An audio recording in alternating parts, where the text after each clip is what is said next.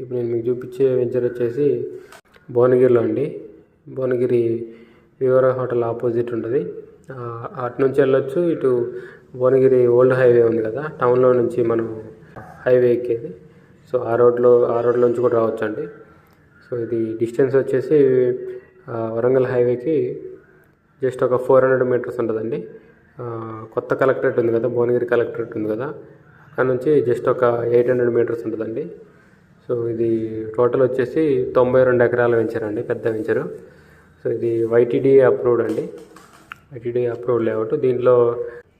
దీంట్లో వచ్చేసి 2 social infrastructure areas ఉన్నాయండి, 3 పెద్ద పార్కులు ఉన్నాయి, 4 యూటిలిటీ జోన్లు ఉన్నాయి.